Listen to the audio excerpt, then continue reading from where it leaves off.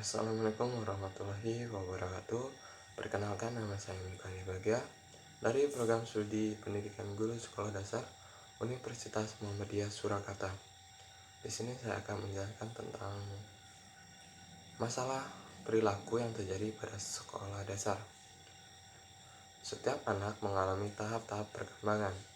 Tahap perkembangan anak secara umum sama. Pada setiap tahap perkembangan, setiap anak dituntut untuk bertindak atau melaksanakan hal-hal yang menjadi tugas perkembangannya dengan baik. Ada dua jenis perilaku manusia, yakni perilaku normal dan perilaku abnormal. Perilaku normal yaitu perilaku yang dapat diterima oleh masyarakat pada umumnya. Sedangkan perilaku abnormal adalah perilaku yang tidak bisa diterima oleh masyarakat pada umumnya dan tidak sesuai dengan norma-norma yang ada. Adapun bentuk-bentuk perilaku bermasalah pada anak sekolah dasar. Yang pertama, penarikan diri. Perilaku ini dilakukan anak jika situasi yang tidak diharapkan atau mengancam. Mungkin anak duduk menyendiri, menundukkan kepala atau menutup matanya sewaktu menghadapi gurunya yang marah. Anak sebenarnya mempunyai keinginan untuk menghadapi situasi ini yang mengancam itu. Namun, perasaan cemas yang tinggi menyebabkan ia tidak berani menghadapinya. Selanjutnya, penyangkalan. Perilaku ini dalam bentuk penyangkalan adalah perilaku yang tidak mau berterus terang mengakui bahwa situasi perilaku memang terjadi. Misalnya, anak menyangkal bahwa orang tua telah memberi uang untuk membayar uang sekolah, atau anak menyangkal bahwa ia telah mencuri mangga tetangga. Perilaku ini muncul karena mengalami ketakutan terhadap hukuman yang akan diterimanya kalau ia berterus terang. Untuk anak yang cenderung melakukan penyangkalan, guru hendaknya berusaha memberikan kasih sayang dan kesan bahwa anak tidak akan dihukum kalau melakukan kesalahan yang terpaksa atau tidak disengaja. Dengan demikian, anak akan memiliki keyakinan bahwa gurunya akan memaafkan dan membantunya dalam mengatasi kesulitan yang dihadapinya. Selanjutnya, perilaku regresif. Perilaku regresif ialah perilaku anak yang pantas untuk perkembangan terdahulu.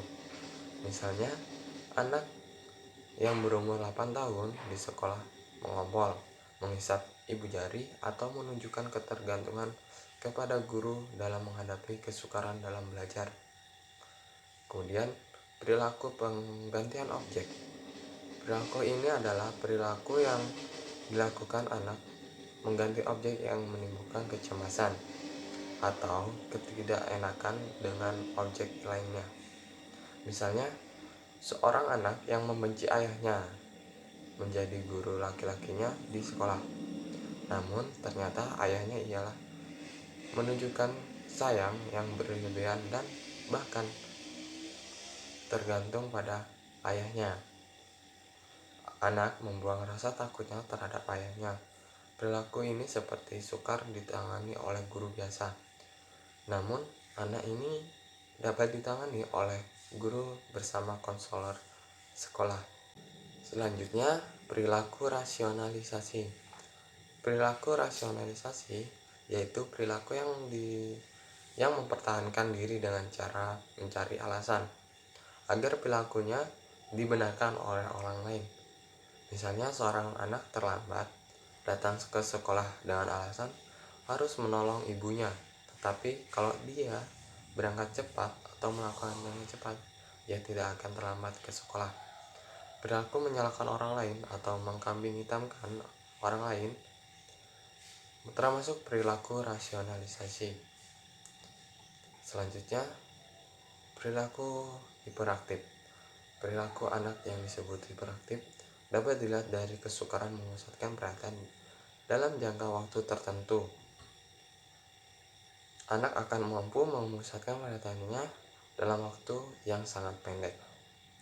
Di samping itu, Anak mudah terganggu pikiran, perhatian, dan tidak mampu mengontrol diri untuk sedikit tenang. Anak hiperaktif sering banyak bicara, melakukan tindakan yang tidak bertujuan, dan kurang mempunyai kontrol sosial. Selanjutnya, perilaku keagresifan sosial. Perilaku keagresifan sosial adalah perilaku yang menyerang orang lain, baik menyerang secara verbal maupun secara fisik. Penyerangan secara verbal misalnya mencaci, mengejek, atau mengolok-olokkan orang lain. Sedangkan penyerangan secara fisik misalnya mendorong, memukul, atau berkelahi. Perilaku agresif yang mengganggu hubungan sosial adalah melanggar aturan, bermusuhan secara terang-terangan maupun secara diam-diam, suka berkelahi, merusak, pendendam, pemarah, pencuri, pembohong, atau pengganggu anak-anak lain. Selanjutnya, adapun strategi dalam mengubah perilaku menyimpang pada murid. Guru dapat mendorong perilaku murid yang sesuai dengan mempergunakan penguatan positif atau memberikan penghargaan dan penguatan negatif atau menarik hukuman. Guru dapat menggunakan strategi sebagai berikut. Yang pertama, menggunakan model.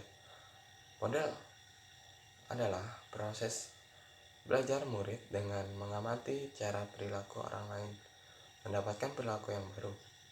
Sebagai suatu strategi pengubahan bahan perilaku, model dapat dipandang sebagai suatu proses belajar ketika guru melalui perilakunya menampilkan nilai dan sikap yang diharapkan dimiliki dan ditampilkan oleh murid. Selanjutnya, mempergunakan kontrak perilaku. Kontrak perilaku ini suatu persetujuan antara guru dan murid yang berperilaku menyimpang.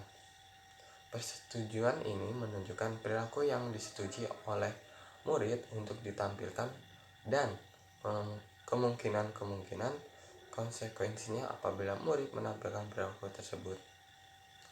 Kontrak adalah suatu kesepakatan antara guru dan murid yang merinci apa yang diharapkan dilakukan oleh murid dan ganjaran atau konsekuensi yang akan diperoleh apabila melakukan hal-hal yang disepakati itu. Selanjutnya, mempergunakan konseling. Konseling ini dimaksudkan untuk membantu murid yang berperilaku menyimpang mengetahui bahwa perilakunya tidak sesuai dan merencanakan perubahan. Pertemuan ini akan membantu murid memahami hubungan antara tindakannya dengan konsekuensi dan perilaku tindakan-tindakan alternatif yang dapat menghasilkan konsekuensi yang diinginkan. Mungkin itu saja yang bisa saya sampaikan. Kurang lebihnya saya mohon maaf. Assalamualaikum warahmatullahi wabarakatuh.